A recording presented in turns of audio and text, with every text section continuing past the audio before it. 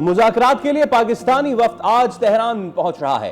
ثالثی کا کردار قابل تعریف ہے۔ امریکی وزیر خارجہ مارکو روبیو نے کہا کہ امریکہ ایران مذاکرات کے لیے پاکستان سے ایک اہم وفد آج تہران پہنچنے کا امکان ہے۔ روبیو کا کہنا تھا کہ ہم ایران کے ساتھ کامیاب مذاکرات چاہتے ہیں۔ ایران کے ساتھ معاہدے کے مثبت اشارے ملے۔ اب دیکھنا یہ ہے کہ آیا ایران کے ساتھ کسی حتمی معاہدے تک پہنچا جا سکتا ہے یا نہیں۔ البتہ امریکی وزیر خارجہ نے واضح کیا کہ ایران کو ایٹمی ہتھیار رکھنے کی اجازت نہیں دی جا سکتی۔ پاکستانی عہدیدار ایران جا رہے ہیں اور آنے والے دنوں میں صورتحال مزید واضح ہو سکے گی۔ پاکستان کی ثالثی میں ایران اور امریکہ کے درمیان بالواسطہ مذاکرات جاری ہیں۔ ایرانی خبر ایجنسی کے مطابق تہران اور واشنگٹن کے درمیان بات چیت کا سلسلہ بدستور قائم ہے۔ ایرانی وزارت خارجہ کے ترجمان اسماعیل بقائی کا کہنا ہے کہ مذاکرات صرف جنگ کے خاتمے پر مرکوز ہیں اور یورینیم کے ذخائر پر کوئی بات نہیں ہوئی۔ مذاکرات کا مرکز صرف لبنان سمیت تمام محاذوں پر جنگ کے خاتمے پر ہے اور جوہری مسائل کے بارے میں میڈیا میں کیے جانے والے دعوے قیاس آرائیاں ہیں۔ ایران تمام محاذوں پر جنگ کا خاتمہ، منجمد اثاثوں کی واپسی اور بحری تحفظ کا مطالبہ کرتا ہے۔ گلوبل سمود فلوٹیلا کے تمام گرفتار اراکین کو اسرائیلی قید سے رہا کر دیا گیا۔ غزہ کے لیے امدادی قافلے میں سوار کارکنان کو کیجیو کے حراستی مرکز میں رکھا گیا تھا۔ قافلے میں معروف سماجی شخصیت فیصل ایدھی کے بیٹے 7 ایدھی بھی شامل تھے۔ اسرائیل کی غیر قانونی قید سے رہائی پانے والے 7 ایدھی کی پہلی ویڈیو منظر عام پر آ گئی۔ نائب وزیر اعظم اسحاق ڈار کا بیان، کہا کہ ہماری مشترکہ کاوشوں کے نتیجے میں غیر قانونی اسرائیلی قید سے 7 ایدھی کی رہائی ممکن ہوئی۔ 7 ایدھی دیگر کارکنوں کے ساتھ استنبول پہنچ چکے ہیں۔ انمول عرف پنکی کیس میں پولیس کو ایک اور اہم کامیابی مل گئی۔ ڈی آئی جی سعود اسد رسا کے مطابق پنکی کے قریبی دست راز سمیر کا سراغ لگا لیا گیا ہے، جو اس وقت جیل میں موجود ہے۔ عدالتی احکامات کے بعد سمیر کی کسٹڈی حاصل کر کے اسے شامل تفتیش کیا جائے گا۔ سمیر کے نام کے اکاؤنٹ سے پنکی کے زیر استعمال رہے اور انہی سے منشیات فروشی کی رقم کا لین دین ہوتا رہا۔ ملزم اس سے قبل مقدمے میں گرفتاری کے بعد فرار ہو گیا تھا، تاہم بعد میں دوبارہ گرفتار کر کے جیل بھیج دیا گیا تھا۔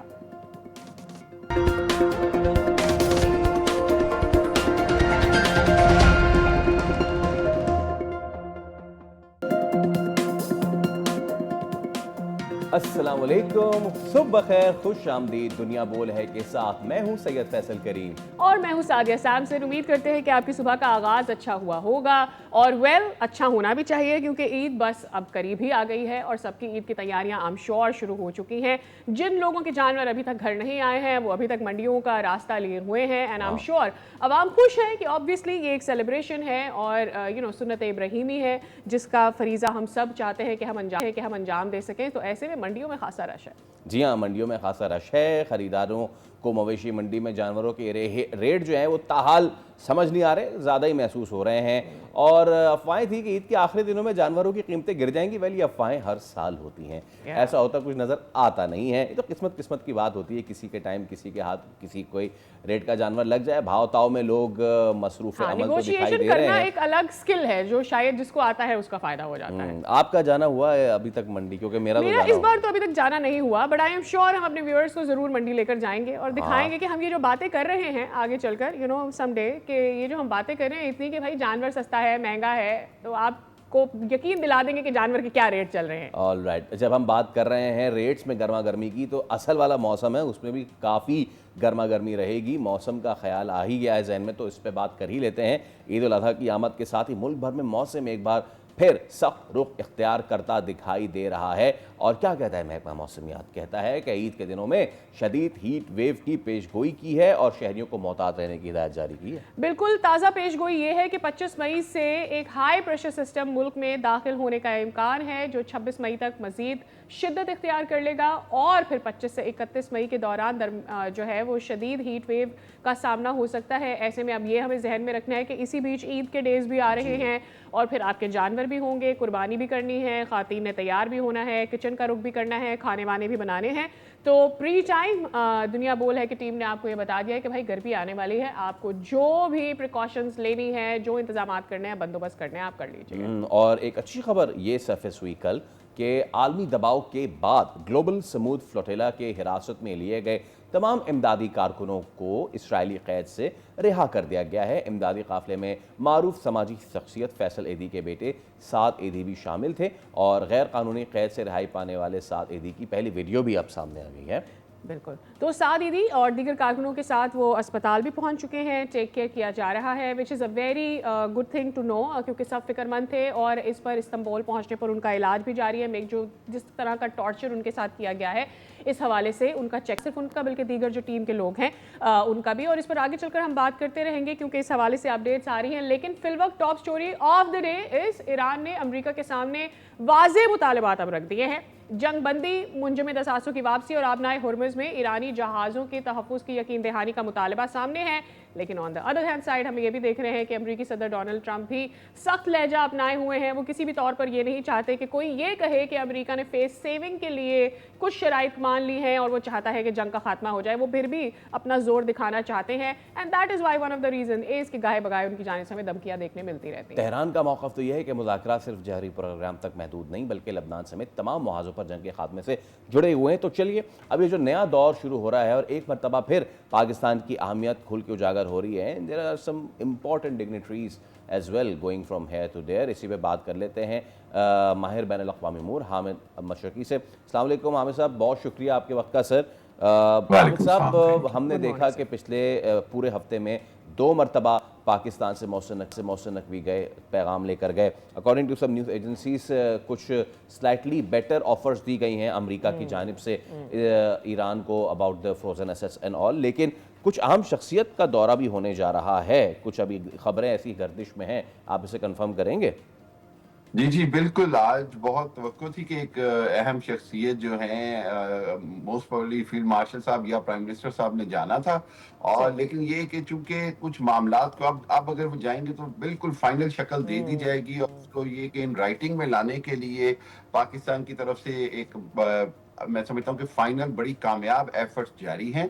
और वहीं पर गाहे बगाहे जिस अंदाज से हम देखते हैं कि तुर्की ब तुर्की एक दूसरे को जवाब दिए जा रहे हैं, एक दूसरे पर प्रेशर डाला जा रहा है, ये सूरत को थोड़ा ख़राब भी कर देता है। बात ये है कि अमेरिका को भी ये समझना होगा कि उनका एक एक बयान जो सोशल मीडिया पर या कहीं पर भी प्रेसिडेंट ट्रंप का आता है, उसके बाद फिर जो ईरान की लीडरशिप है उसके ऊपर एक पॉलिटिकल प्रेशर होता है, एक अवामी दबाव होता है, जिसके तहत वो ये तासुर नहीं देना चाहते किसी भी हालत में कि उन्होंने इतनी मेहनत से या जीती हुई जो जंग है वो टेबल पर हार दी है।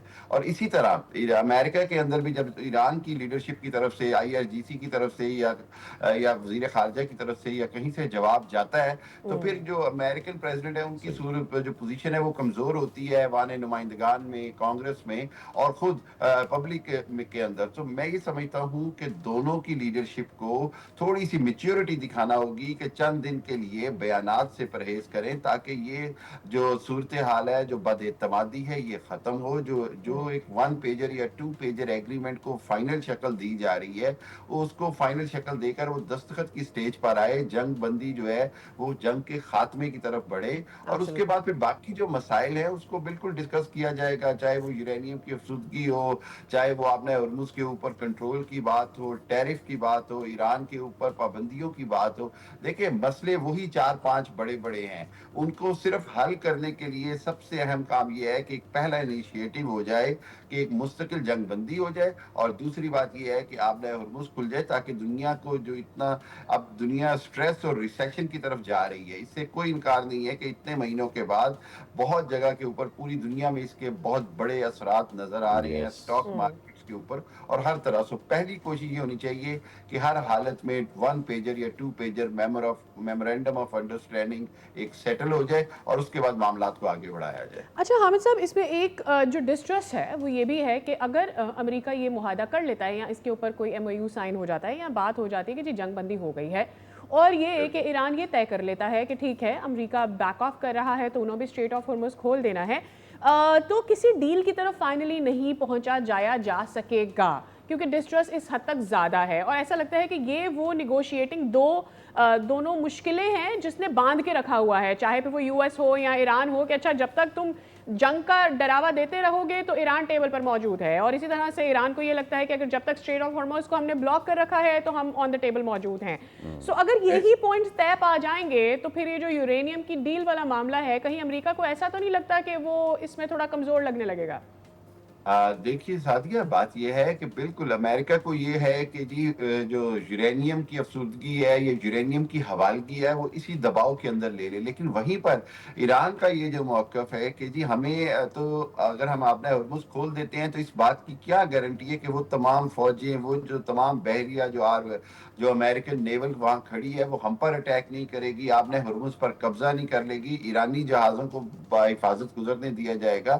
जैसे अभी आपने कहा, बुनियादी जो मसला है वो ट्रस्ट डेफिसिट, एतमाद के फुकदान का है दोनों तरफ से, और दोनों जो हैं वो गारंटर चाहते हैं, जामिन चाहते हैं कि जमानत जो है वो रशिया दे या चाइना दे, और रशिया और चाइना तब जमानत देंगे जब अमेरिका के साथ एक उनकी बड़ी वाज़ेह अंडरस्टैंडिंग डेवलप हो जाएगी कि अगर ऐसा हुआ तो फिर चाइना और रशिया के पास किस तरह की जवाबी कार्रवाई का इख्तियार है, क्योंकि इस सारी सूरत हाल के अंदर अमेरिका को इसराइल को संभालना होगा। आपने देखा कि जहां पर भी मामलात बेहतरी की तरफ जाते हैं वहां कहीं ना कहीं प्रैक्टिकली स्पॉइलर जो है वो इसराइल की तरफ से आ जाता है। जिस तरह प्रेसिडेंट ट्रंप से इसराइल के नेतन्याहू ने प्रोजेक्ट फ्रीडम जैसी हमाकत दोबारा शुरू कराई जिसने ट्रस्ट डेफिसिट को बढ़ा दिया, लबनान के ऊपर हमले जारी हैं, सैकड़ों शहादतें हो चुकी हैं। तीसरी बात यह है कि जिस तरह इसराइल ने, आपको पता है, मुबैना तौर पर यूएई और सऊदी अरब पर एक अटैक्स किए जिसको ईरान ने बिल्कुल ऑन नहीं किया, और वो पता चला कि वो कोशिश ये थी कि दोबारा से अरब और ईरान के दरमियान जंग शुरू जी। कराई जाए और एक ऐसा बदएतमादी का फायदा उठाया जाए। तो ये जो सूरत हाल है, जो स्पॉइलर फैक्टर है, उसको इसराइल को अमेरिका ने कंट्रोल करना है, जबकि ईरान को गारंटी जो है जब तक चाइना और रशिया नहीं देंगे, ईरान जो है वो अपना हॉर्मुज़ नहीं खोलेगा। राइट। अच्छा, हामिद साहब, कांग्रेस की एक रिपोर्ट भी जारी हुई जिसमें बताया गया है अमेरिका का कितना नुकसान हुआ है, from the plane to the drones and everything. तो वो बहुत ही स्टैगरिंग फिगर है। एक तो ये, दूसरा ये कि जो आप बात कर रहे हैं गारंटीज चाहिए। अब वी नो कि अमेरिका को क्या गारंटी चाहिए ना, यही गारंटी चाहिए कि भाई ये यूरेनियम नहीं बनाएंगे। ईरान को बहुत सारी गारंटीज चाहिए। फिर ईरान को ये गारंटी चाहिए कि आप दोबारा से माशी पाबंदियां नहीं लगाएंगे। ईरान को ये गारंटी चाहिए कि हम पे हमला नहीं होगा, सिर्फ हम पे नहीं, इर्द गिर्द भी हमला नहीं होगा। बहुत सारी चीज़ें हैं। तो अब इसमें बैलेंस आपको नज़र आ रहा है कि एक मुल्क तो सिर्फ ये चाहता है कि भाई ये यूरेनियम अफजूदा ना करें, दैट्स इट, बट ईरान का पलड़ा बहुत ज़्यादा भारी है। सो इसमें बैलेंस कैसे क्रिएट होगा, ये चीज़ कैसे फाइनलाइज होगी? देखिए, बात ये है कि अगर आपको याद हो कि जो इस्लामाबाद में मुज़ाकरात हुए थे, पहला राउंड, उसके अंदर भी तकरीबन तमाम चीज़ें एग्री हो गई थीं और मामलात जो हैं बड़ी तेज़ी से एग्रीमेंट की तरफ बढ़े। लेकिन वहीं पर इसराइल की जो लॉबी है उसने बहुत ज़्यादा, मैं समझता हूँ, नेगेटिव किरदार अदा किया और उसके नतीजे में वो फाइनल नहीं हो सका। बुनियादी तौर पर जो इसराइल का किरदार है और जो वो, जब तक उसका स्पॉइलर फैक्टर से सदर ट्रंप बाहर नहीं आएंगे, वो खुद कोई गारंटी नहीं दे सकते हैं। देखिए, इतलात आई हैं कि प्रेसिडेंट ट्रंप में और नेतन्याहू में तल्ख जुमलों का एक तबादला हुआ, और उसकी वजह सिर्फ यही है कि नेतन्याहू किसी हालत में भी जंग बंदी नहीं चाहते हैं। जबकि आपको भी पता है कि जितनी स्ट्रांग है ज्यूइश लॉबी अमेरिका के अंदर भी और बाहर भी, उसका जो असर है उससे प्रेसिडेंट ट्रंप को निकलना होगा। और वो जो ग्रुप जो जेडी वैंस की शक्ल में है, जो कि अमेरिका फर्स्ट की बात करता है और चाहता है कि अमेरिका जो है वो इस दलदल से इसराइली दबाव के बगैर निकले, उसी की बात जो है वो मैं समझता हूँ इवेंचुअली माननी होगी। दूसरी बात ये है कि जो जिस तरह आप देखें कि पाकिस्तान का बुनियादी जो सबसे अहम किरदार इतने अरसे से है वो यही है कि एक जंगबंदी को जारी रखे, और दूसरा ये कि ऐसा एग्रीमेंट इनमें करवा दिया जाए जो दूर रस हो, जिसके बाद एक बार खित्ते में एक नई जो सफबंदी अब हो रही है। आप देखें, अरब ममालिक जो हैं उन्होंने तरीके से इनकार कर दिया है अमेरिका को, अगर दोबारा वो हमले करता है तो अपनी फिजाई हदूद इस्तेमाल करने से। दूसरी जानिब अरब ममालिक जो है वो अमेरिकन सिक्योरिटी अम्ब्रेला से अब निकलते हुए नजर आ रहे हैं। पाकिस्तान का रोल बहुत बढ़ता नजर आ रहा है नेट सिक्योरिटी प्रोवाइडर के हवाले से, और पाकिस्तान जो है वो खित्ते के अंदर एक नए इत्तेहाद बनाता नजर आ रहा है जो कि इसराइल के मुफाद में नहीं है। इसराइल ने पाकिस्तान को इस सारे अमल के अंदर पाकिस्तान को बदनाम करने की कोशिश की। लिंडसे ग्राहम का आप वो प्रेस कॉन्फ्रेंस और वो देखिए कि उन्होंने किस अंदाज में पाकिस्तान को मुतनाज़ा बनाने की कोशिश की। लेकिन تو جو اوور آل سچویشن ہے اس کے اندر سب سے اہم رول یہی ہے جو بیک اینڈ کے اوپر جو ڈپلومیسی ہو رہی ہے چائنا کے ساتھ پاکستان مل کر ایک ایسا معاہدہ اسٹیبلش کرنا چاہ رہے ہیں جس کے اندر اگر کوئی بھی خلاف ورزی ہوگی تو وہ اس کا ذمہ دار ہوگا، اور امریکہ بھی اتنی ہی ذمہ داری اٹھائے گا اور ایران بھی اتنی ذمہ داری اٹھائے گا۔ جب تک دونوں اپنی ذمہ داری نہیں اٹھائیں گے میں سمجھتا ہوں کہ یہ بڑی ایوری پاسنگ ڈے کے ساتھ سچویشن خراب ہوگی، اور ان کو ہر حالت میں جلد از جلد معاہدہ کرنا ہے، ورنہ یہ کہ کیونکہ ایک حد تک جنگ بندی دونوں رکھ سکتے ہیں، دونوں کے اوپر پبلک پریشر ہے کہ جی اگر جنگ بندی نہیں ہے تو دین آل آؤٹ وار کی طرف جائیں۔ سو میں بار بار کہتا ہوں کہ بریک تھرو اور بریک ڈاؤن کے اندر بہت تھوڑا مارجن ہے، چلیے ہم بریک امید تھرو کر ملنا رہے ہیں ضروری ہے حامد صاحب مذاکرات۔ کہ کوئی بریک تھرو ہو جائے گا اور یہ جو ملاقات اب تہران میں ہونے جا رہی ہے کنکلوزیو ہوگی۔ بہت شکریہ آپ کے وقت کے لیے، was wonderful to have one more time on the show. اس کے ساتھ ہی یہاں پر ہو گیا ہے وقت ایک بریک کا، ویل سی یو اکراس۔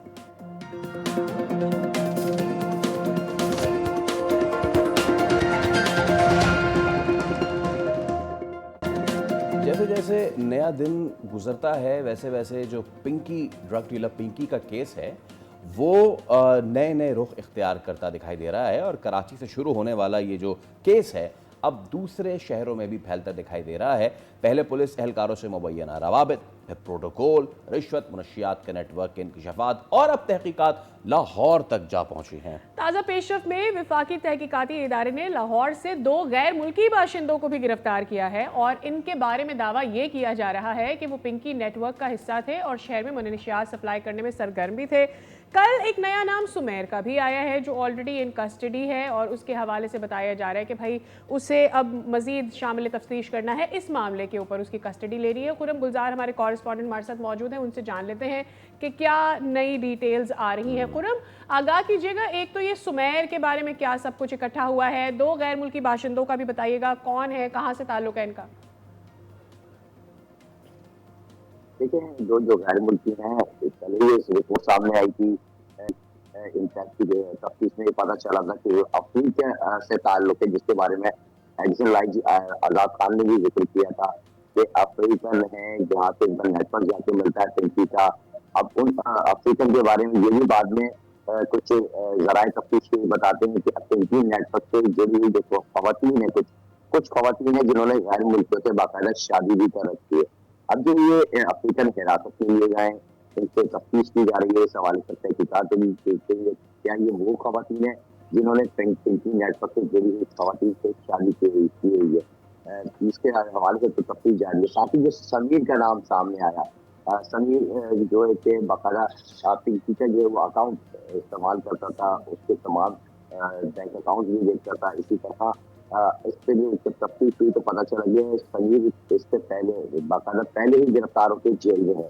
اب اس کو جیل سے باہر لے کر آنے کے لیے باقاعدہ ڈی آئی جی صاحب کی جانب سے ایک خط بھی لکھا گیا کہ جیل سے سمیر کو حراست میں لے کے اور پھر تفتیش کے حوالے کیا جائے گا، پھر اس پر تفتیش کی جائے گی۔ لیکن کل گزشتہ روز ایک بات سامنے آئی کہ عدالت نے یہ جو تفتیش کاروں کی جانب سے درخواست جمع کرائیں گے، لیکن عدالت نے یہ کیا ہے کہ جیل میں ہی سمیر سے جو ہے وہ اس کیس کے حوالے سے تفتیش کی جائے۔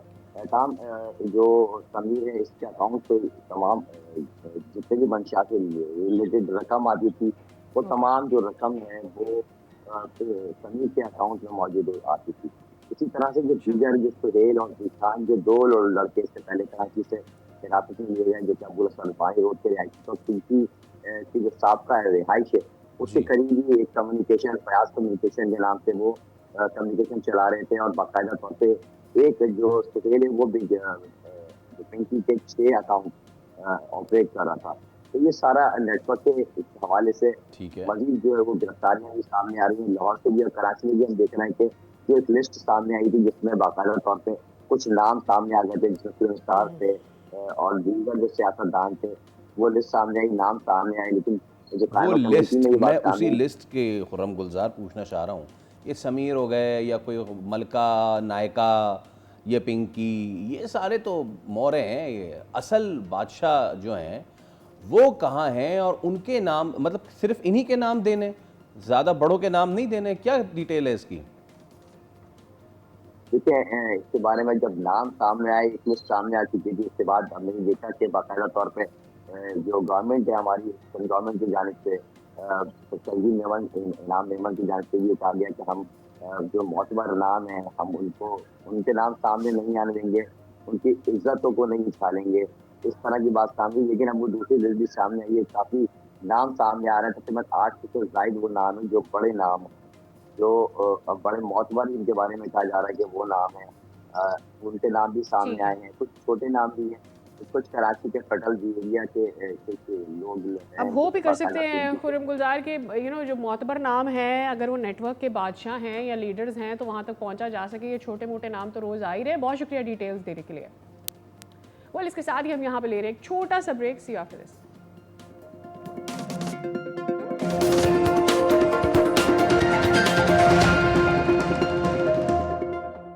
Welcome back again. ہمیں ایک دفعہ پھر سے جوائن کرنے کے لیے آپ کا بہت بہت شکریہ. ہم اکثر و بیشتر خواتین کی بات کر رہے ہوتے ہیں, ہر شعبے سے ذکر ہو رہا ہوتا ہے, اور جہاں پر ہم پہلے یہ بات کرتے تھے کہ مرد حضرات اپنی دھاک بٹھا رہے ہیں, جب خواتین مردوں کے شانہ بشانہ ہوتی ہیں اور کئی بار ان سے آگے ہوتے ہیں, تو یہ سب کے لیے پراؤڈ مومنٹ ہوتا ہے. And I want to take a moment کہ اینڈ ریئلی تھینک وہ سارے مرد حضرات جو کہ ان کے پیچھے کھڑے ہو کر ان کو سپورٹ کر رہے ہوتے ہیں.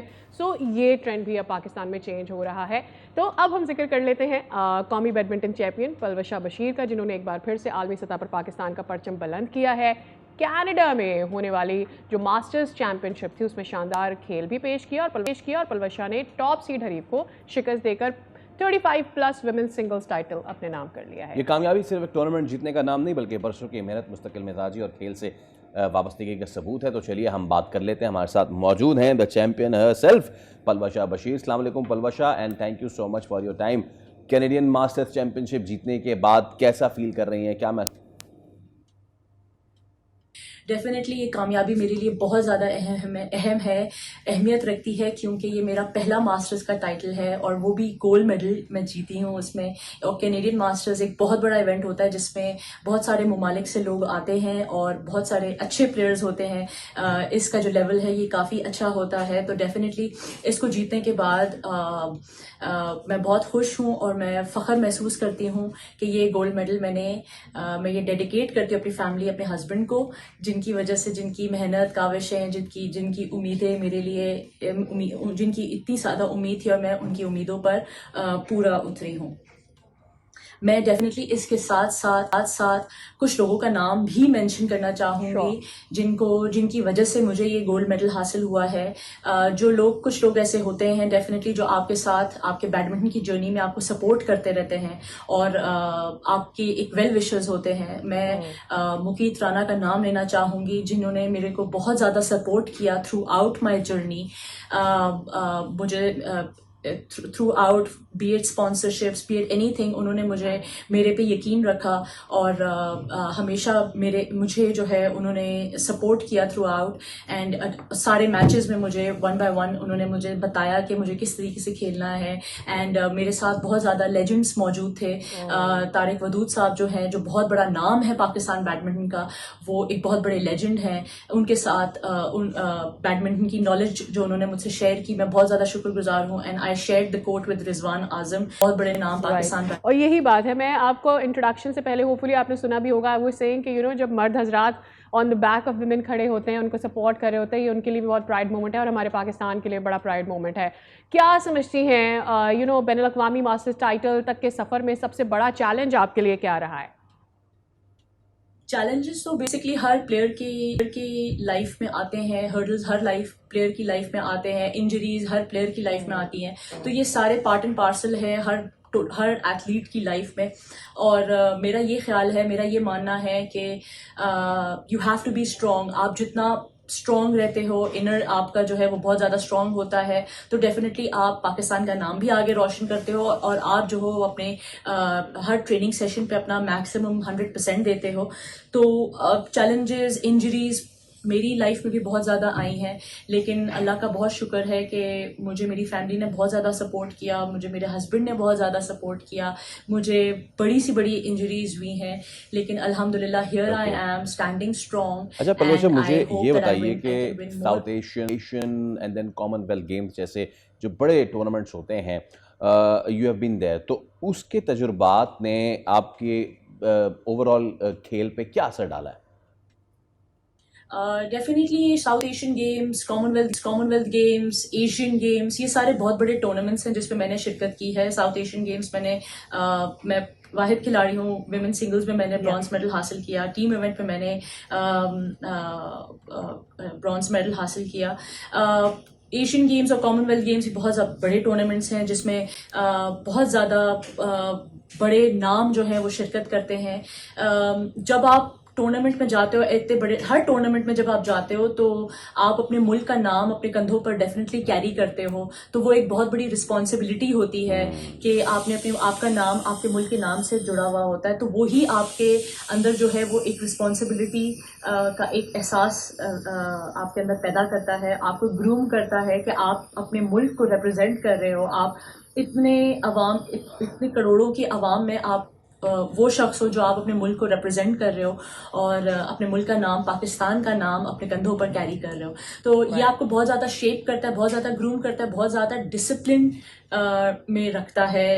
जो ये इतने बड़े टूर्नामेंट से आपको ये चीज़ें सब सिखाता है. Definitely it does shape your life. ख़वातीन खिलाड़ियों के लिए अगर मैं बात करूँ कि पाकिस्तान में बैडमिंटन के मैदान में आगे बढ़ने के क्या मौके मौजूद हैं इस टाइम पर? ज़ाहिर है जो स्ट्रगल्स आपने शेयर की होंगी अब वो आने वाले वक्तों की जो ख़वातीन हैं उनके लिए नहीं होंगे, but still we want to share with us. जी बिल्कुल, ख़वातीन के लिए बहुत ज़्यादा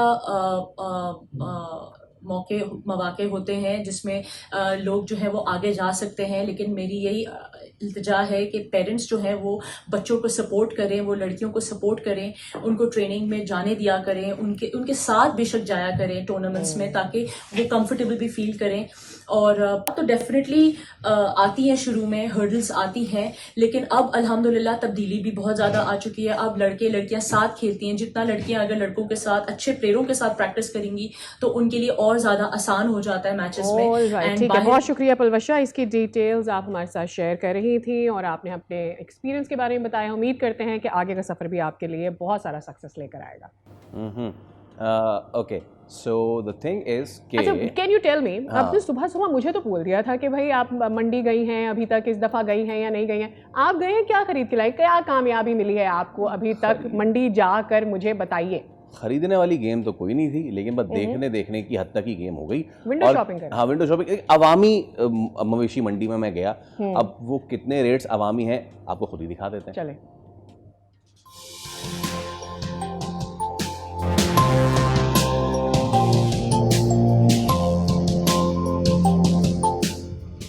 भाई देखे, हमारे आते ही सौदा हो गया है और सौदा लेके लोग जा भी रहे हैं. अब अल्लाह करे कि ये मोटरसाइकिल पे बकरा चला जाए, 2 पहियों की सवारी पे ये चौपाया आसानी से पहुंच जाए, सकून से पहुंच जाए. और हम बुल की जो टीम है वो कोरंगी की जो अवामी मवेशी मंडी है वहाँ पर आई है.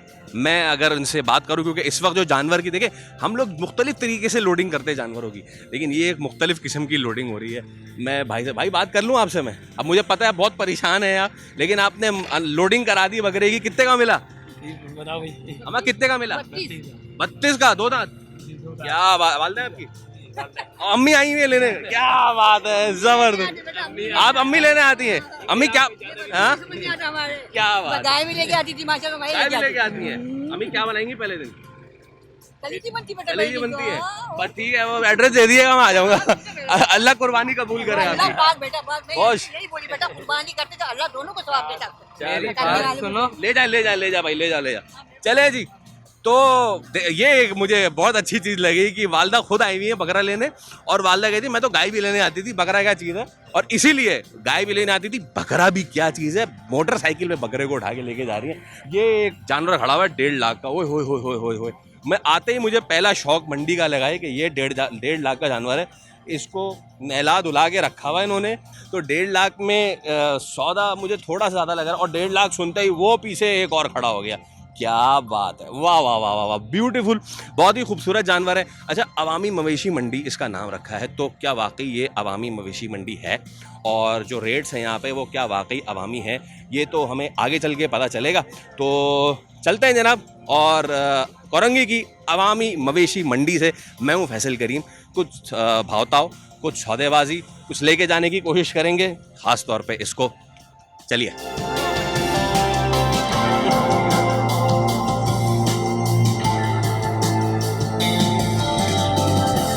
जनाब पहले शेड में चलते हैं और जानने की कोशिश करते हैं कि क्या रेट्स हो गए हैं और क्या जानवर जो हैं वो इस वक्त भाव ताव चल रहा है। एक ये मेरे सामने मौजूद है, बहुत ही खूबसूरत सजा वजा के रखा हुआ है।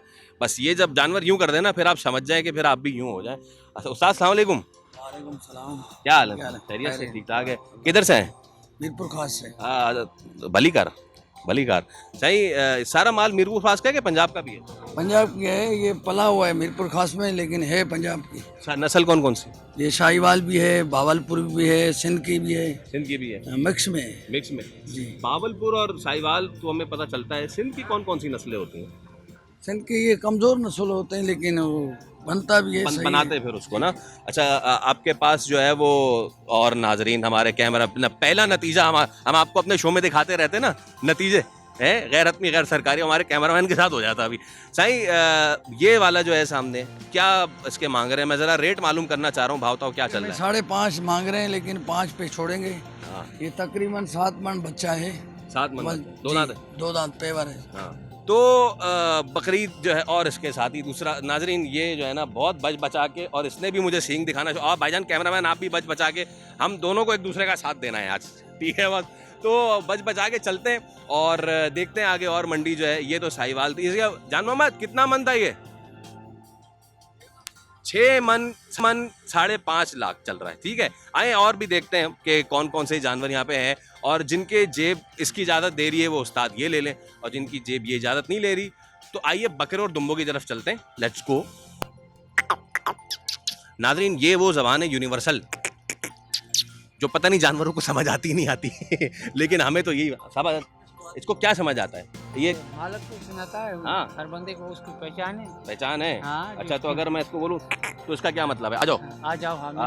अच्छा और का मतलब क्या है? उससे प्यार करना है ना। अच्छा भाई ये तो ये का मतलब आ जाओ का मतलब आप मुझे बहुत अच्छे लग रहे हो। हाँ। ये जानवरों के लिए इस्तेमाल होता है, आप कहीं और ना कर दीजिएगा। साथ क्या क्या क्या नाम है आपका? अजीम भाई। अजीम भाई कहाँ से हैं? नौशर फिरोज से। नौशेरो फिरोज। ये किस नस्ल है अजीम? ये टापरा है भाई, टापरा। क्या मांग रहे हो इसका हाँ। 240। 240 नाजरीन, क्या बात है। 2 दांत है? 2 दांत है बाबा। 2 दांत 240। अच्छा ये आवामी मंडी है, मुझे वो लोग जो थोड़ा सा मतलब मुतवसत ना, हाँ। नीचे वाले, उनके लिए तो कोई जानवर दिखाओ यार, कोई जो छोटे वाला? हाँ छोटे वाला क्या चल रहा है रेट? छोटे वाला ये है जो 80 का है। ये 80 का है? हाँ भाई। भाई आ गया है वो बिलाखिर मरहला कि हम अपनी जिम्मेदारियों से अब मुकम्मल करके अब ज़रा अपने लिए भी कोई, अभी तक तो विंडो शॉपिंग कर रहे थे, अब ज़रा कुछ समझ में आया मुझे तो मैं ज़रा देखता हूँ, भावताव करता हूँ। भाई आ जाओ उस्ताद, क्या हाल है? क्या नाम है? आदिल भाई दिल आ रहा है इस पे, तो क्या चल रहा है इसका, क्या मांग रहे हैं? मांगने के तो 75,000 है, देने के 65,000 है फाइनल। हाँ भाई तो 65 का आप कह रहे हैं? जी 75 का कह रहे हैं, 65 का आपको देंगे आपके लिए। 2 दांत है? जी 2 दांत का। 2 दांत है। अच्छा तो अवामी मंडी में ये रेट जो है मुझे बेहतर लग रहा है। अब मैं अपनी तरफ से बोलूँगा तो आप नाराज़ तो नहीं होंगे? नहीं सर बिल्कुल नहीं होंगे, आप 10 रुपये बोले। अच्छा मैं आपको बोल रहा हूँ जो हम करते हैं शहर वाले। जी हैं? नहीं। अरे यार चलो ना, मेरी ना आपकी, मैं 5 और बढ़ाता हूँ, 50 में छोड़ दो। सर ये आपके लिए हो जाएगा, पूरे 55 का हो जाएगा इंशाल्लाह। आप ले जाए। हाँ इंशाल्लाह, याद रखेंगे, चीज़ है ये, जड़ी बूटी खा के बड़ा हुआ है। जड़ी बूटी खा के बड़ा हुआ है? अच्छा भाई अब देखे थोड़ा थोड़ा बारे में आ रहा है, और मैं आपसे आदिल भाई ज़रा बात करता हूँ, ये निपटा के आप बैठें, जाने मैं नहीं उसको दूंगा, ये मुझे अच्छा लग रहा है। ओके तो भाई आखिर में पैगाम सिर्फ ये है कि ईद कुर्बान है, और इस कुर्बानी में उन तमाम लोगों को याद लाजमी रखें जो ये करने की इस्तात नहीं रखते। ख़ास तौर पे जो इस बार के हालात हैं, जो मशरिक़ वस्ता में जंग और जदल, और उसके साथ पेट्रोल की कीमतें बढ़ती हुई, चारा उससे बढ़ता है, वनडे की कीमत उससे बढ़ती है, तो सूरत हाल ये रहती है कि वो जानवरों पे भी अफेक्ट तो कर ही रही है। तो अगर आप साहिब इस्तात हैं, आपने ख़रीद लिया, आपको बहुत बहुत मुबारक, आपकी कुर्बानी मुबारक। अपने फ्रीज़र में रख के उसको सड़ाइएगा नहीं, उन लोगों को दीजिएगा जिनको इनकी ज़रूरत है। एक बार फिर आपको ईद बहुत बहुत आने वाली मुबारक। और ख़रीद लिया है तो बेस्ट ऑफ लक, नहीं ख़रीदा तो उसके लिए भी बेस्ट ऑफ लक। अवामी मंडी कोरंगी से अल्लाह हाफिज़। आया उस्ताद।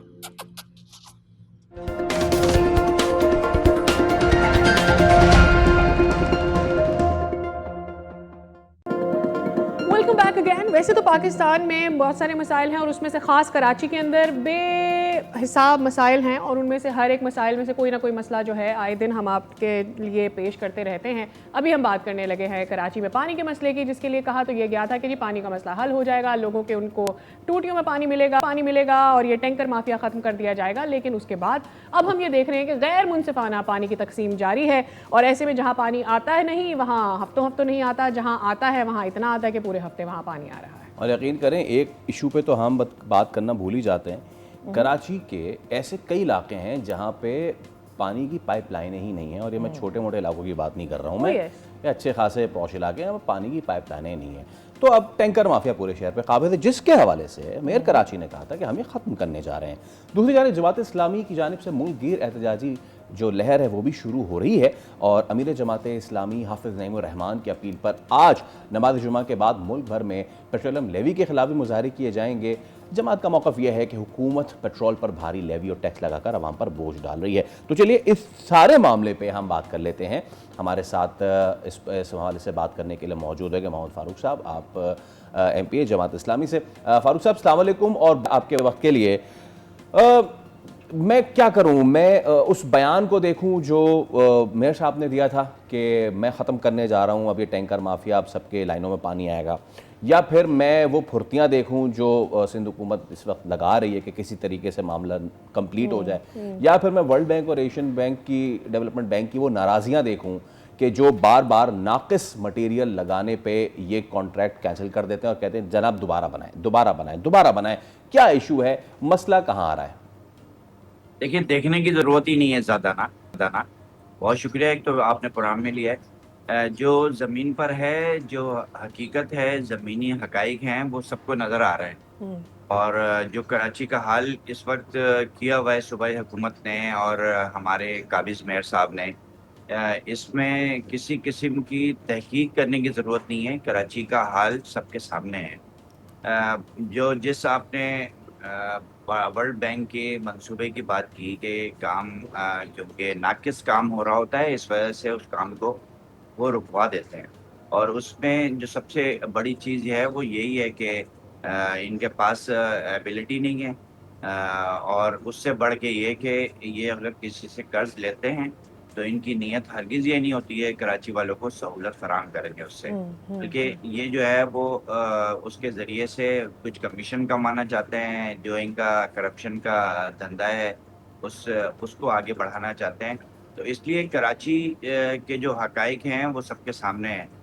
K4 का एक बहुत ज़बरदस्त किस्म का मंसूबा जो आज से 20 साल पहले जिसका इनिशिएटिव लिया गया था वो अभी तक नामुकम्मल है।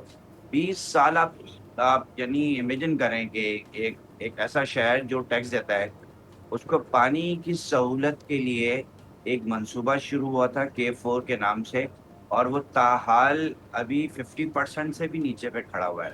50% मैं इसलिए कह रहा हूँ कि तो बल्क की लाइन है जो आनी थी वो तो शायद 65 से 70% मुकम्मल हो चुकी है, लेकिन उसके साथ साथ जो ऑगमेंटेशन प्लान जो सूबाई हुकूमत की जिम्मेदारी है उस काम शुरू ही नहीं हुआ अभी तक जी।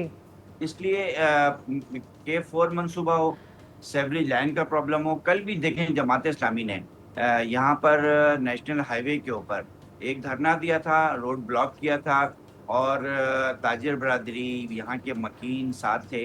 रफ़ायाम जहाँ का मैं MP हूँ, इस रफ़ायाम बाज़ार में 36 इंच की एक सेवरेज लाइन है। वो 9 मई को संग डाउन हुआ था, उसका आज 13वां रोज है उसका, और उस पर काम अभी तक मुकम्मल नहीं सही है जी। और उसकी वजह से 1.5 किलोमीटर दूर तक सेवरेज की लाइन, सेवरेज का पानी ऐसा बह रहा था जैसे कोई नहर बह रही है, और इतने गंदे और इतना गंदा पानी इतनी तेजी से बह रहा था, लोगों के घरों में 1-1 फीट 1.5 फीट घुटनों आप बिल्कुल ठीक कह रहे हैं फारूक साहब, लेकिन हम देख रहे हैं जमात इस्लामी की जानिब से आए दिन एहतजाज किया जा रहा है। उसमें बिजली के मसाइल हैं, गैस के मसाइल हैं, और पानी का गैर मुनसिफाना जो डिस्ट्रीब्यूशन है उसके ऊपर भी हम बात करें, लेकिन असर नहीं हो पाता है। 1 एहतजाज, 2 एहतजाज, 3 एहतजाज, आज भी हम K4 को रो रहे हैं। अभी कुछ दिन पहले ही उसके अंदर आने वाली डिस्क्रिपेंसी को हम रो रहे थे कि भैया ये कहाँ से अंदर सीमेंट उखड़ना शुरू हो गया है ऑलरेडी। तो ये कब असर होगा, कब पीपल्स पार्टी कुछ इसका रिजल्ट भी देगी जो सारे एहतजाज किए जा रहे हैं? دیکھیں ایک قانونی اور اس طرح سے دستوری پارٹی جو ہے ایک ایسے معاشرے کے اندر اور کوئی راستہ تو نہیں ہے نا. ہم غیر قانونی کام تو کوئی نہیں کر سکتے, ہم قانون کو تو ہاتھ میں نہیں لے سکتے. ہم لیگلی جو ہے وہ پرامن مظاہرہ, احتجاج اور ان کو بار بار ان کے اوپر تنقید اور تنبیہ کر سکتے ہیں. اس کے علاوہ تو ایسے معاشرے کے اندر اگر اس طرح کی جو ہے وہ بربریت پھیلے گی اور غیر قانونی کام ہوں گے تو جماعت اسلامی تو اس کو بالکل بھی سپورٹ نہیں کرتی. جماعت اسلامی آئین اور قانون کے دائرے کے اندر ایک احتجاج کرتی ہے, اور ایسا نہیں ہے کہ نہیں ہوتا. میں جس آپ کو کل کے دھرنے کی بات کر رہا تھا, 36 کی لائن ہے اور اس پر ہم نے کل دھرنا دیا. کوئی 12 روز گزرنے کے بعد, 12 روز سے پہلے میں نے ایم ڈی واٹر بورڈ سے, میں نے سی او سے, میں نے وزیر بلدیات سے, ان سے سب سے رابطہ کیا اور ان کو ریٹن میں بھی دیا کہ آپ اس پر کام شروع کرائیں. لوگ بہت لاکھوں کی آبادی, یعنی ماڈل کالونی ٹاؤن کی 4 یو سیز, کنٹونمنٹ کا ایک وارڈ اور شاہ فیصل ٹاؤن کی ایک یو سی, یہ 6-7 جگہیں بنتی ہیں جو افیکٹو ہے اس کی.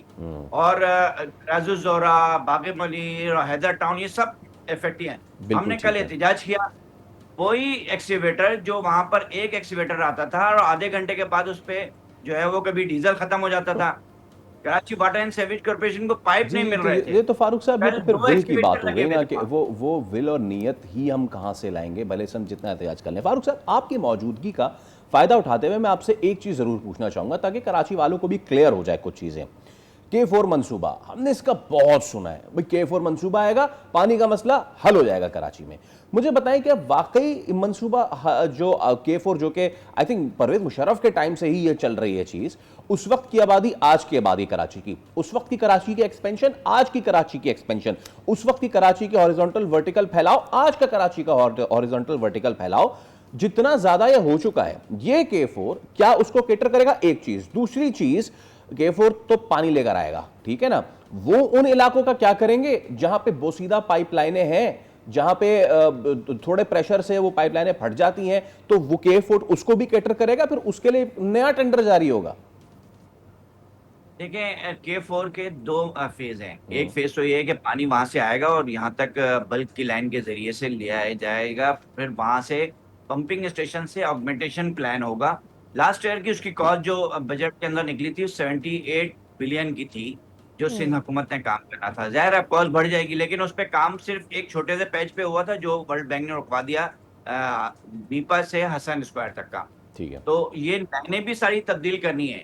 اور یہ آپ کی بات بالکل صحیح ہے کہ یہ نعمت اللہ خان صاحب نے اس کا انیشیٹو لیا تھا 2004 میں, اور PC1 بھی بنا دیا تھا, اس کی ساری فیزیبلٹی بھی تیار ہو گئی تھی. آج 2026 میں ہم ویسے ہی کھڑے ہیں اسٹل.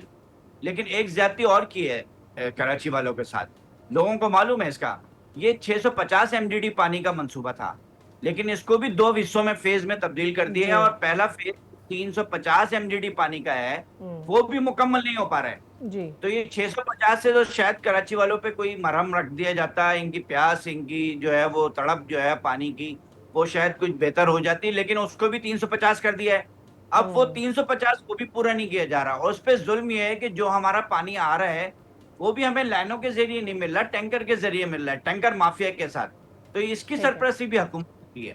تو پرابلم تو بہت سارے ہیں, یعنی آپ بیٹھیں گے تو جہاں جس جگہ سے جس پتھر کو اٹھائیں گے اس کے نیچے سے پرابلم ہے, کیونکہ ان کی 18 سال کی مسلسل پیپلز پارٹی کے پاس ایک سیدھا جواب ہے کہ کراچی کی آبادی جتنی ہے اتنی کہیں کسی اور شہر میں آبادی موجود نہیں ہے. ایک دوسرا وہ یہ کہتے ہیں کہ جی ان لیگل سوسائٹیز بنی ہوئی ہیں, ان لیگل آبادیاں بنی ہوئی ہیں, بلڈنگز ہیں, تو آپ کہاں سے یہاں کا سیوریج کا پرابلم صحیح کریں گے. تیسری بات وہ یہ کہتے ہیں کہ دیکھیں جی کراچی کہاں تک ایکسپینڈ ہو چکا ہے, تو اب اتنی آبادی کو فیسیلیٹیٹ کیسے کیا جائے گا, تو آہستہ آہستہ ہی مسائل حل ہوں گے. تو پھر اس پر اب کیا کرے, پیپلز پارٹی تو بہت بیچاری ہے. سر بالکل بیچارے ہیں وہ. پرابلم یہ ہے کہ کراچی کی آبادی بڑھ رہی ہے. کراچی اس وقت ٹوٹا پھوٹا کراچی, جہاں انڈسٹریز ختم کر کے پنجاب منتقل کر دی گئی یہاں کے حالات کی وجہ سے, اس کے باوجود ہم ریونیو کا 54% دے رہے ہیں. ہم جو ہے وہ پورے ٹیکس کا 64% دے رہے ہیں. ہم اگر زیادہ ہیں تو ہم ٹیکس بھی تو زیادہ دیتے ہیں نا. آپ MUCT بجلی کے بلوں پہ جو ہے وہ MUCT کچرا اٹھانے کا لے کے جاتے ہیں, تو یہ وہ شہر ہے جو 28 ارب روپے دے رہا ہے ان کو. इस MUCT कचरा उठाने के ऊपर। कचरा तो फिर भी अगर नहीं हम ज्यादा हैं तो पैसे भी तो ज्यादा दे रहे हैं। फिर हमारी ही सेंसिस के मुताबिक जब NFC में हमें पैसे मिलते हैं तो हमें NFC के मुताबिक हमें पैसे भी तो दिए जाएं। आप फेडरल से जो ट्रांसफर करवाना होता है जो फाइनेंशियल, उसमें तो आप हमारी हाल वो दिखा के, हमारी आबादी दिखा के उनसे ट्रांसफर तो करवा लेते हैं। जो भाई ट्रांसफर करवा रहे हैं तो उस फेडरल ट्रांसफर से हमारा जितना हिस्सा बनता है वो भी तो हमें दिया जाए। अच्छा, जो हिस्सा दिया जा रहा है चलें वो भी तो लगा देना। सिंध हुकूमत का 3,500 अरब रुपए का, 3,500 अरब रुपए का लास्ट ईयर बजट था 24-25-26 का। इनसे कोई पूछे 3,500 अरब रुपए, अब ये कम होते हैं? ये इसमें जीरो आप लगाना शुरू करेंगे ना तो आपके सफे का जो पेपर है, कॉपी का, वो पेपर खत्म हो जाएगा, जीरो खत्म नहीं होंगे। लेकिन ये कहाँ जाते हैं पैसे? पैसों का मसला प्रॉब्लम नहीं है, मसाइल का मसला जिस तरह नहीं से है। आप एहतजाज कर रहे हैं, आपके सवालात को मेरे ख्याल में आगे हम बढ़ा सकते हैं। You know, being the media persons, हम कोशिश करेंगे कि मेयर साहब से इन सवालात के जवाबात मिल सकें और उनसे तारीख ली जा सके कि वाकई कराची का पानी का मसला कब ख़त्म हो जाएगा। बहुत शुक्रिया आपके वक्त के लिए। चलें जी, इसी के साथ हम एक मुख्तसर सा वक्फा ले रहे हैं। Stay with us.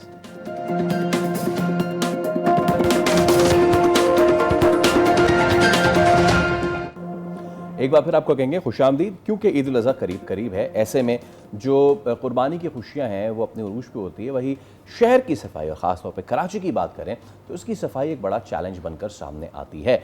अब ऐसे में कराची को साफ़ सुथरा रखने के लिए Sindh solid waste management board ने खुसूसी प्लान तरतीब दिया है। इस सिलसिले में इजाफी अमला, गाड़ियाँ, कलेक्शन पॉइंट्स और फौरी क्लियरेंस के इंतजाम किए गए ताकि जो आलाइश हैं उनको बर वक्त उठाया जा सके, ताकि शहर में ताफुन या बीमारियां फैलने का खदशा कम और से कम। इसी सिलसिले में इससे बेहतरीन कोई बात हो नहीं सकती थी कि हम अपने प्रोग्राम में किसी ऐसे गेस्ट को ज़रूर बुलाएं और उनसे जानें कि you know Sindh solid waste management क्या कर रहा है इस ईद पर, और इस प्रोग्राम के ज़रिए, इस सेगमेंट के ज़रिए लोगों को भी आगाही मिल सके कि अगर वो चाहते हैं कि इस ईद उनकी आसानी रहे और अगर उनकी कोई कंप्लेन है तो वो किस तरह से उसे एड्रेस करवा सकते हैं। तारिक अली निज़ामी साहब हमारे साथ स्टूडियोज़ में MD हैं सिंध सॉलिड वेस्ट मैनेजमेंट के। अस्सलाम वालेकुम सर, बहुत बहुत शुक्रिया आपके वक्त के लिए। Very good morning to you sir.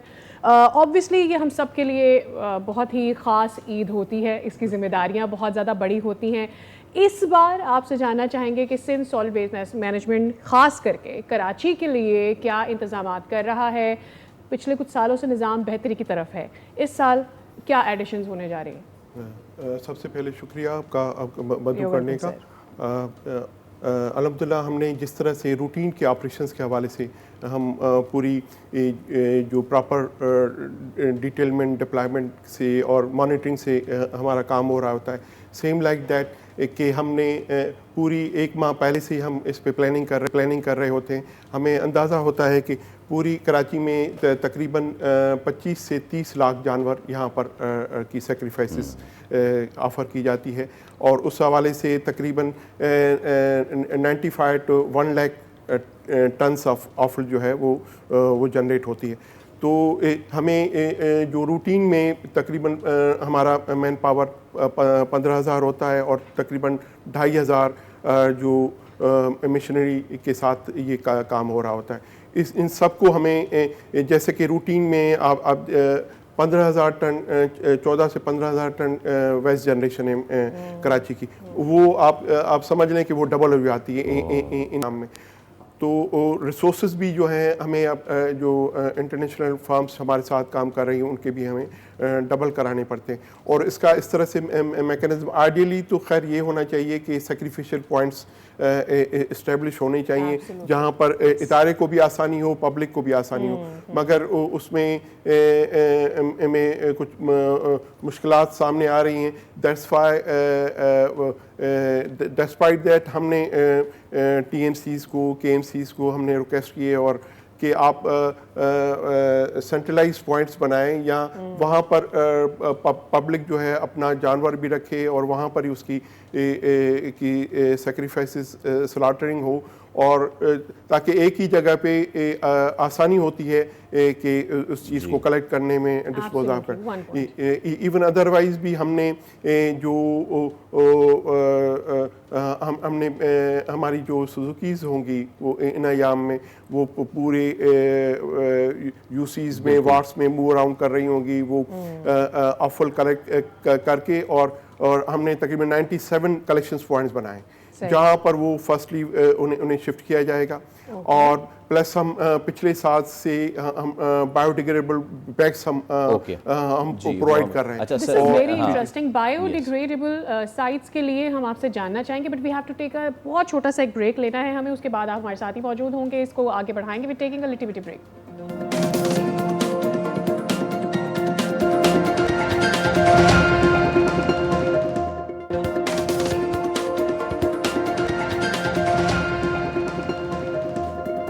Welcome back again. تو مین وائل ہم بات کر رہے تھے کہ سندھ سالڈ ویسٹ مینجمنٹ اس سال کیا کر رہا ہے, عید کا جو تمام تر ویسٹ ہوگا اس کے لیے کیا انتظامات کیے جا رہے ہیں. طارق صاحب ہمارے ساتھ موجود ہیں, اپنی گفتگو کو آگے بڑھاتے ہیں. Tariq sahab, you were telling us about biodegradable bags, اور کس طرح سے اس کو یوٹیلائزیشن میں لایا جائے گا, کیا وہ عوام تک پہنچایا جائے گا, عوام اس کے لیے کس طرح سے رابطہ کر سکتے ہیں؟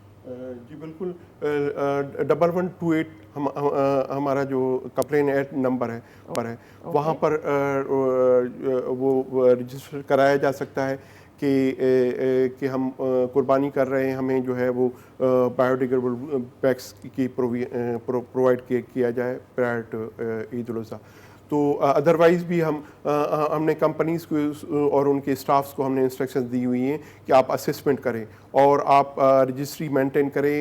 بفور عید آپ بایو ڈیگریڈیبل بیگس کی جو پروویژن ہے وہ انشور کریں تاکہ اس کی ایک سیف ہینڈلنگ ہو سکے اور سیفلی گھر سے جو ہے اسٹریٹ سے کلیکشن پوائنٹ پہ شفٹ ہو اور وہاں سے پھر اینڈ ڈسپوزل سائٹ ٹرینچز میں مدفون کی جا سکیں. جی طارق صاحب, عوام کی آگاہی کے لیے میں ضرور آپ سے جاننا چاہوں گا کہ یہ پورا پروسیس آپ لوگوں کا جس طرح آپ نے بتایا ہے, کیا Sindh solid waste management Bakrid کے دنوں میں خاص طور پہ وہ صرف آلائش ٹھکانے لگانے کا کام کرے گی, یا پھر وہ کہتے ہیں نا کہ باقی جو کچرا ان 3 دنوں میں نہیں اٹھتا ہے تو وہ بھی کرے گی؟ ایک تو چیز یہ.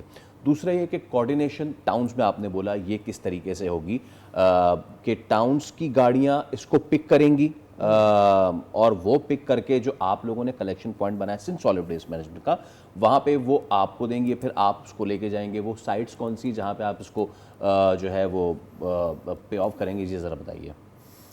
جی بالکل, یہ پورا کام جو ہے وہ ہم SSWMB انجام دے رہا ہوتا ہے. اس میں باقی ٹاؤنس یا ٹاؤنس ہو گیا یا ڈسٹرکٹ ایڈمنسٹریشن KMCs, ان کی کوارڈینیشن یا سپورٹ ہمارے ساتھ رہتی ہے.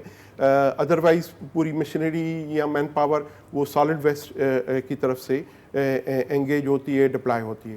اور اس طرح سے دوسرا کہ اس کو جو آفل کلیکشنز کے بعد تقریباً جو 2 لینڈ فل سائٹس ہیں وہاں پر جام چاکروں میں 4 ٹرینچز ڈیولپ ہونے جا رہی ہیں اور 3 جو گون پاس لینڈ فل سائٹ ہے وہاں پر ڈیولپ ہو رہی ہیں, اور 2 جو ٹرینچز ہیں وہ شرافی GTS ہمارا پوائنٹ ہے وہاں پر ڈیولپ ہو رہی ہیں. تو ان 9 ٹرینچز میں یہ شفٹ کر کے اور ٹائملی مدفون کی جائیں گی. اور پچھلے 6 سال سے ہمارے پاس موبائل ایپ لانچ ہے. یو فون کی کولابریشن سے 1 سال پہلے ہم نے ڈیڈیکیٹڈ کال سینٹر ہم اسٹیبلش کر چکے ہیں وتھ 25 ڈیڈیکیٹڈ لائنس. تو الحمدللہ ہماری جو کمپلین مینجمنٹ سسٹم ہے از گوئنگ ایکسیلنٹ, اور اس سے ایون روٹین میں بھی پبلک کو بہت بڑا ریلیف مل رہا ہے. اور ان ایام میں بھی انشاءاللہ آپ کو پچھلے سال سے بہتر آپ کو ہم سہولیات پرووائڈ کر رہے ہیں. رائٹ. تو تھوڑا سا ہمیزنگ اور موبلائز کرنے کا پروگرام بھی آپ کا ہے صفائی کے سفیر، اس کے حوالے سے بھی بتا دیجیے گا. بسائڈز لوگوں میں گزشتہ چند سالوں کے مقابلے آپ کو کیا محسوس ہوا ہے؟ خود لوگوں کی کتنی اویئرنیس ہوتی ہے کہ ان کو یہ محسوس ہو کہ جو علائشیں ہیں اور باقی جو کچرا ہے، فضلہ ہے، اس کے علاوہ ان سب چیزوں کو وہاں سے کنٹین کرنا، صاف کرنا، فوری طور پر اس کو وہاں سے ہٹانا، اور یہ کہ دوسروں کو پریشان نہ کرنا، یہ کتنا آپ نے چینج دیکھا ہے لوگوں میں اس پر؟ جی بالکل گریجولی چینج آ رہی ہے. ہمارے جو سوشل موبلائزیشن پروگرام کے تحت ہم نے تقریباً میرے خیال میں کراچی کی ہر یونیورسٹی میں ہمارا جانا ہوا ہے، وہاں پر ہم نے اویئرنیس دی ہے. ادروائز بھی پبلک اویئرنیس کے حوالے سے بھی ہم سیشنز ہولڈ کرتے رہے ہیں. تقریباً ایک ہفتہ پہلے بوری کمیونٹی نے ورلڈ ارتھ ڈے منایا تھا، تو وہ بھی ہماری اشتراک سے انہوں نے منایا تھا. تو اور پلس ہم ایون مختلف جو کمیونٹیز کے ساتھ ہم بیچ کلیننگ ایکٹیویٹیز ہم کرتے رہیں، تو کافی حد تک اب جو ہے وہ اویئرنیس آتی جا رہی ہے. اور یہ ایسا کام ہے جتنی پبلک انگیجمنٹ ہوگی، اویئرنیس ہوگی، اتنا زیادہ آپ کو اپنے شہر اور اپنا ملک صاف ستھرا نظر آئے گا. میں تھوڑی سی مثال دوں کہ ان ایام میں تقریباً 10 سے 15 ہزار ٹن جو ہے وہ سینڈی سوائل یا بھالو مٹی شہر میں لائی جاتی ہے، جو ہم نے سمجھا کہ that can be well utilized in playgrounds یا پارکس میں یوٹیلائز ہو سکتی ہے. تو ہم نے پچھلے سال بھی ہم نے اس کا ڈائیورژن پلان بنایا تھا، اس سال بھی ہم نے ڈائیورژن پلان بنایا ہے، اور ہم نے پوری ٹی ایم سیز کے ایم سیز کو آن بورڈ لیا ہے کہ آپ ہمیں آئیڈینٹیفائی کر کے سائٹس دیں، تاکہ ہم جو یہ جنریٹڈ سینڈی سوائل ہے جو کہ ادروائز کین بی یوزفلی یوٹیلائز، اور وہ کراچی کو کلین گرین بنانے میں ایک کنٹریبیوٹ ہو سکتا ہے. تو اور تقریباً ایک خطیر رقم اس سے جو ہے 16 سیو کی جا سکتی ہے، اپراکسیمیٹلی 15 سے 16 کروڑ وہ بچائے جا سکتے ہیں. تو اس طرح سے ہم ڈائیورژن پلان، میں تو K M Cs T M Cs کے ذمہ داران کو ایڈوائز دے رہا ہوتا ہوں کہ آپ کے پاس جو پارکس ہیں وہاں پر آپ کمپوسٹ پلان لگائیں، اور جو کراچی کی جو جنریشن ہے اس میں 50% جو ہے وہ آرگینک ویسٹ ہے، کچن ویسٹ کہہ رہے ہیں، جس کو ایزیلی کمپوسٹ میں کنورٹ کر کے آپ اس کو یوٹیلائز کر سکتے ہیں، اور ایک اچھی خطیر رقم جو ہے بچائی جا سکتی ہے. بالکل ٹھیک ہے. طارق علی نظام صاحب، بہت شکریہ آپ کا، اور ہم امید کرتے ہیں کہ جس طرح کا آپ کا پلان ہے، ہم دیکھ رہے ہیں پچھلے سالوں میں بہتری آئی ہے، اس بار مزید بہتری آئے. بہت شکریہ تشریف لانے کے لیے. Thank you so much for your time. تو جناب، عید قربہ جو ہے اب وہ بالکل قریب ہے، اور ایسے میں خیال آپ نے یہ رکھنا ہے کہ جو اتنا بھاری جانور آپ لا رہے ہیں تو اسی کے ساتھ اپنی کچھ ذمہ داریاں بھی ہیں. اگر آپ جانور ذبح کر رہے ہیں، اس کی علائش ایک تھیلی میں ڈال کے سائڈ میں رکھ دیجئے، اور دوسرا یہ کہ بدبو نہ پھیلے، اس کے لیے اگر کروڑ کا جانور لا رہے ہیں تو چند 100 کا چونا لا کے اس جگہ پہ ڈال دیں. یہ تو کر ہی سکتے ہیں. اسی کے ساتھ ایک بریک لے رہے ہیں، ہمارے ساتھ رہیے.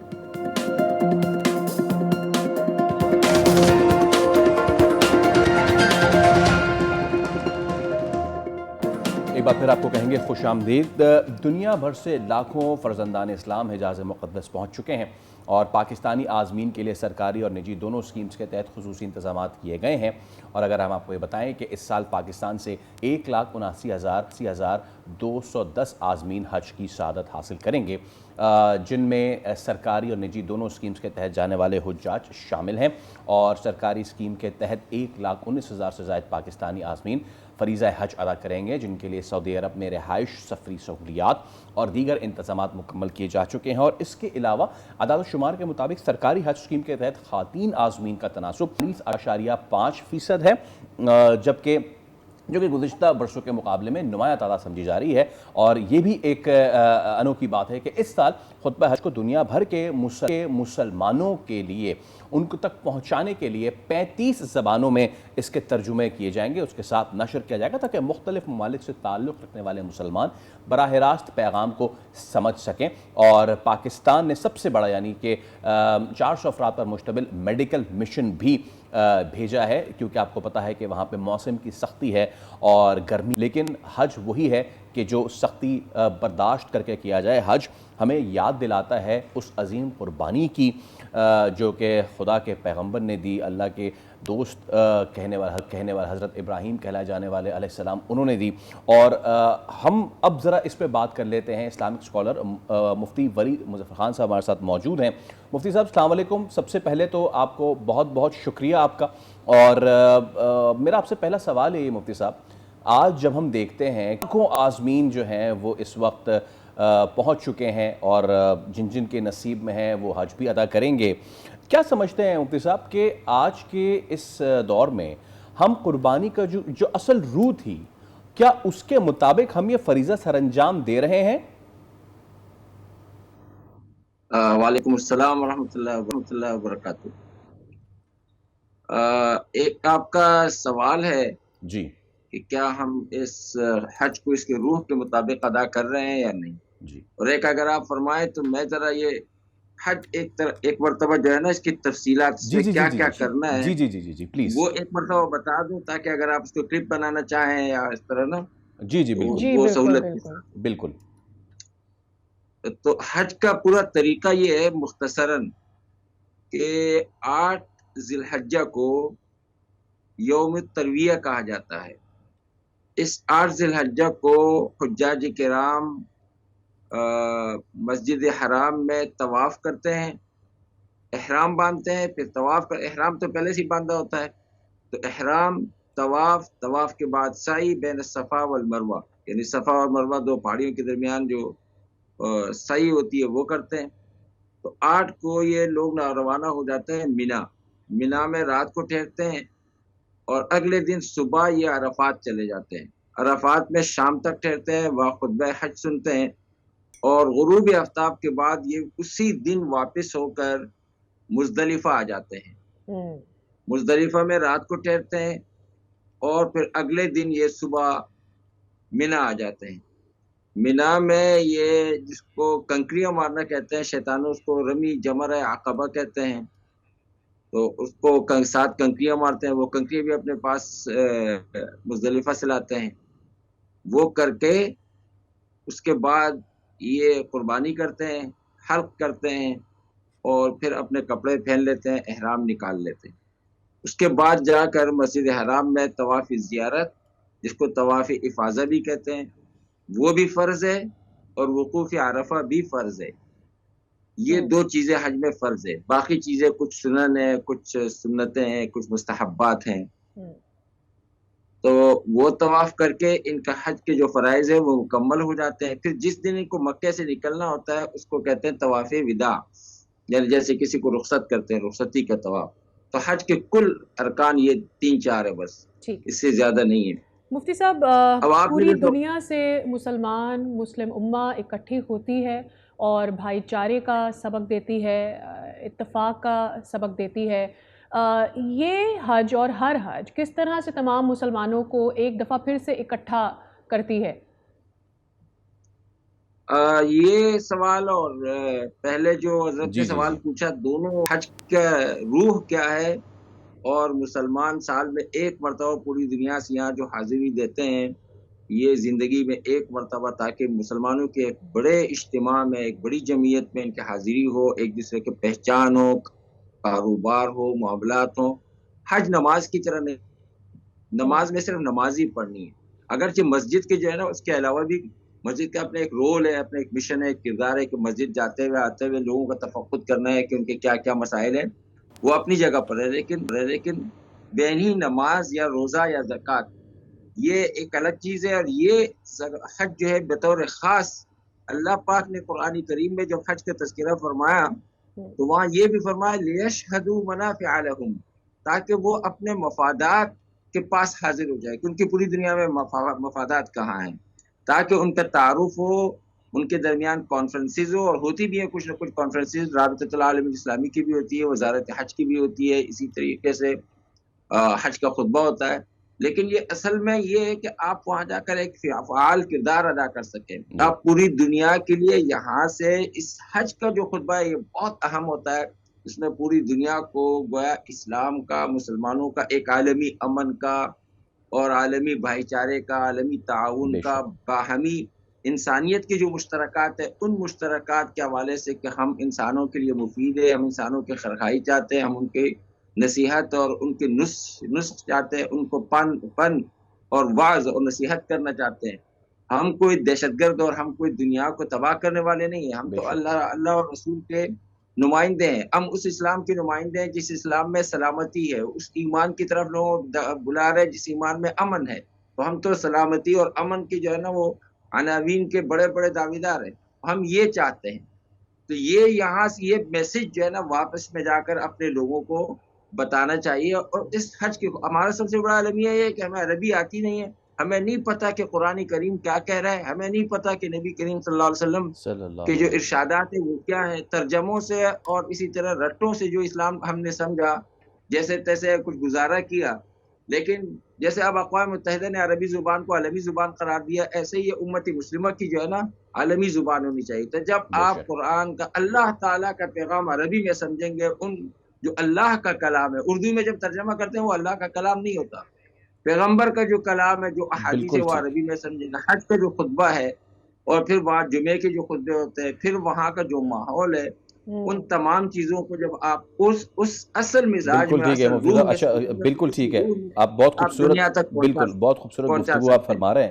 آخر میں ہمارے پاس وقت محدود ہے، میں چاہوں گا کہ وہ سوال کیجیے، قربانی کا اصل روح جو ہے ہم اس کے حساب سے ہی ادا کر رہے ہیں یا پھر نمود و نمائش میں ہم لگ گئے ہیں؟ پلیز بتائیے.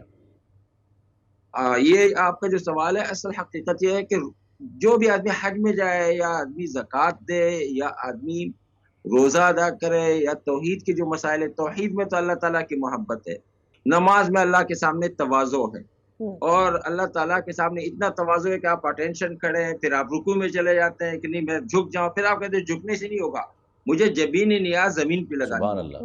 روزے میں آپ سارے دن جو ہے وہ بھوکے رہتے ہیں، وہ اللہ تعالیٰ کے لیے. زکوٰۃ میں آپ کا وہ مال جس کو آپ محبوب مال کہتے ہیں نا، قرآن نے جس کو کہا لن تنالوا البر حتى تنفقوا مما تحبون. زکوٰۃ، حج ان تمام چیزوں کا جامع ہے. اس میں توحید بھی ہے، اس میں نماز بھی ہے، اس میں زکوٰۃ بھی ہے، اس میں روزہ بھی ہے، یہ سب چیزیں اس میں ہیں. اب وہاں جب آپ احرام لگاتے ہیں نا تو آپ اپنے لباس سے مجرد ہو کر تواضع میں آ جاتے ہیں، صرف 2 چادروں میں رہ جاتے ہیں. یہ اصل اس کی روح ہے، یہی وہ اصل اس کی روح ہے. بالکل ٹھیک ہے مفتی صاحب، آپ کو دوبارہ زحمت دیں گے، وقت کی بالکل ٹھیک ہے، وقت کی کمی ہے، لیکن آپ کا پوائنٹ ہمارے سامنے آگے، کچھ احمد ہم دیں گے. بہت شکریہ جناب. اسی کے ساتھ ہم لے رہے ہیں آپ سے اجازت. اب آپ سے ملاقات ہوگی. پیر کو رکھیے اپنا خیال. اللہ حافظ.